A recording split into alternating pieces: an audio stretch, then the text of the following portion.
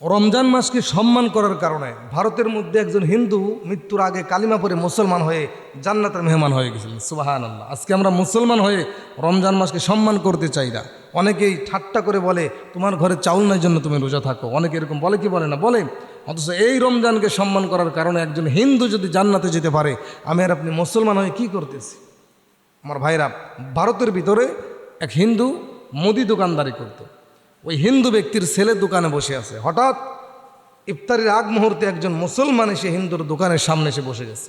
অনেক সময় দেখবেন দোকানের সামনে যখন চার পাড়া থাকে, বসার টেবিল পাড়া থাকে, অনেক মানুষ ওখানে এসে বসে বিশ্রাম করে। তো ওই দোকানের সামনে একজন হিন্দু ইফতারের আগ মুহূর্তে ওই মুসলমান ব্যক্তি ওই হিন্দুর দোকানের সামনে এসে বসে পড়েছে। ইনজিমেন্ট টাইমে ওই মুদি দোকানের মালিক তার সন্তানের জন্য খাবার নিয়ে আসছে। খাবার নিয়ে আসার পরে সন্তান যখন তার সামনে খাবে, বলতেছে এখানে খাওয়া যাবে না। কেন? আমাদের পাশে যিনি বসে আছে হয়তো উনি মুসলমান, আর এটা চলতেছে রমজান মাস। এই মাসে সে হয়তো রোজা রাখছে, আর রোজাদারের সামনে এইভাবে খাওয়া কি হবে না? ঠিক হবে না। সুবহানাল্লাহ। একজন হিন্দু মানুষও রোজার সম্মান দেয়, একজন হিন্দু মানুষও রমজানের কি করে? সম্মান করে। কি লাভ হলো এই সম্মান করে? আমার ভাইয়েরা, ওই হিন্দু ব্যক্তিটা নিজের সন্তানকে বললেন, সন্তান, ওই ব্যক্তি হয়তো মুসলমান, সে হয়তো রমজান মাসে রোজা রাখছে, তার সামনে খাওয়া ঠিক হবে না, তুমি একটু দূরে গিয়ে আহার করো, খাও। কারণ মুসলমানের ধর্মের যার যার ধর্ম তার তার সম্মান দিতে হবে, যার যার ধর্ম তার তার কাছে। তবে কোনো ধর্মের মানুষ কোনো ধর্মকে কটূক্তি করে কথা বলতে পারবে না। তুমি যাও, একটু দূরে গিয়ে আহার করো। সন্তানটা বলছে, বাবা আমরা হলো হিন্দু ধর্মের মানুষ, আমরা হিন্দু, আর উনি হলো মুসলমান, তো তাদের ধর্মের সাথে আমাদের ধর্মের কোনো মিল নাই। তার সামনে যদি আমরা আহার করি তাহলে তার তো মনও চাইবে না, কারণ সে রোজাদার। একটা জিনিস লক্ষ্য করেন, আমি যদি রোজা থাকি, আমার সামনের মানুষ যতই খাওয়া দাওয়া করুক, আমার কিন্তু কি যায় না, মন যায় না। যে জীবনে বিড়ি সিগারেট খায় না, তার সামনে যতই মানুষ খাক, তার কখনো মন যাইবে না। তো আমি রোজাদার, আমার সামনে যতই খাক, আমার কিন্তু মন যাইবে না, কারণ আমি কি রাখছি?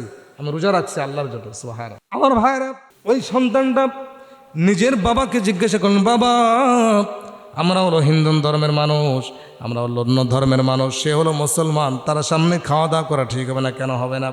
বাবা সন্তানকে ডাক দিয়ে বললেন, ও আমার সন্তান, আমরা হিন্দু হতে পারি, তারা মুসলমান, যার যার ধর্ম তার তার কাছে। তবে কোনো ধর্মের মানুষ কোনো ধর্মের মানুষকে কটূক্তি করতে পারবে না, কোনো ধর্মের মানুষ কোনো ধর্মের মানুষকে হেই প্রতিপন্ন করতে পারবে না, ছোট মনে করতে পারবে না। যার যার ধর্মের বিধান তার তার কাছে। তবে সম্মান করতে হবে, সব ধর্মের মানুষদেরকে সম্মান করতে হবে কি না? আমার ভাইয়েরা, ওই হিন্দু ব্যক্তিরা নিজের সন্তানকে বললেন, যাও একটু দূরে গিয়ে আহার করো, দূরে গিয়ে খাওয়া দাওয়া করো। হিন্দু ব্যক্তি দূরে সন্তানকে দূরে সরায় দিলেন। মুসলমান খুশি হয়ে গেলেন, আল্লাহর কাছে দোয়া করলেন, ও রব্বুল আলামিন, আমি একজন মুসলমান রোজাদার, আর এই হিন্দু ব্যক্তিটা অন্য ধর্মের মানুষ হয়ে আমার রোজার সম্মান করলো। আল্লাহ, মৃত্যুর আগে ওই ব্যক্তিকে তুমি কালিমা পড়ায়া মুসলমান হিসেবে কবুল করে নিয়ে। সুবহানাল্লাহ। আল্লাহ নবীজি বলেন, দুইটার সময় দোয়া করলে কখনো মিস হবে না। এক নাম্বার, ইফতারের আগ মুহূর্তে দোয়া করলে কখনো মিস হবে না। ইন্নালিস সাইমি ইনদা ফিত্রিহি লা দাওয়াতান মা তুরাদ্দু। নবীজি বলেন, ইফতারি যখন সামনে এসে যায়, কোনো মানুষ যখন সুন্দর সুন্দর খানানের সামনে বসে পড়ে, আল্লাহ রাব্বুল আলামিন ফেরেশতাদেরকে ডাক দিয়ে বলেন, ফেরেশতারা দেখো, আমার বান্দা সারাদিন কষ্ট করে রোজা রাখছে, আবার সুন্দর সুন্দর খানার সামনে উপস্থিত হয়ে গেছে, কিন্তু আমার বান্দা আমি আল্লাহর জন্য খাই না, আমি আল্লাহর জন্য, আমি আল্লাহর ভয় আমার বান্দা আহার করে না। তোমরা সাক্ষী থাকো, ওই বান্দার জীবনের গুনাহগুলো মাফ করে দিলাম। এত সম্মান। নবীজি বলেন, এই দুইটা সময়, ইফতারের আগ মুহূর্তে এবং ইফতারের পরে কি হয় না? দোয়া মিস হয় না। ওই মুসলমান ব্যক্তি ইফতারের আগ মুহূর্তে ওই হিন্দুর জন্য দোয়া করে, আল্লাহ আমার রমজানকে, আমার রোজাকে সম্মান করলো ওই ব্যক্তি, তুমি ওই ব্যক্তিকে কালিমা পরে মুসলমান বানাই দিও। সুবহানাল্লাহ। আমার ভাইয়েরা, কিছুদিন পরে ওই হিন্দু ব্যক্তিটা দুনিয়া থেকে বিদায় নিয়ে চলে গেলেন। যাওয়ার পরে সকলেই মিলে তাদের ধর্ম অনুযায়ী তার লাশটা চিতায় পুরায় ফেললেন। পোড়ার পরে তখন তাকে পোড়ানোর পরে ছাই হয়ে গেছে, ছাইগুলো এবং বাতাসের সঙ্গে উড়ায় দিয়েছেন, মিশাই ফেলেছে, ছিন্ন ভিন্ন হয়ে গেল। কিন্তু হঠাৎ করে ওই বুজুর্গ, ওই মুসলমান স্বপ্ন দেখে ওই হিন্দু ব্যক্তিটা জান্নাতের মধ্যে ঘুরে বেড়াইতেছে। সুবহান। কোথায় গেছে? হিন্দু মানুষ জান্নাতের মধ্যে। জিজ্ঞাসা করা হলো, ভাই কিভাবে তুমি হিন্দু মানুষ, কিভাবে তুমি জান্নাতে গেলে? ওই হিন্দু ব্যক্তি বলে, মুসলমান ভাই শোনো, ওই যে আমার দোকানের সামনে তুমি একদিন বসেছিলে, আমি আমার সন্তানকে তোমার রোজার সম্মান করার কারণে দূরে সরাই দিয়েছিলাম। আল্লাহ এই কাজটাতে এত খুশি হয়ে গেছে।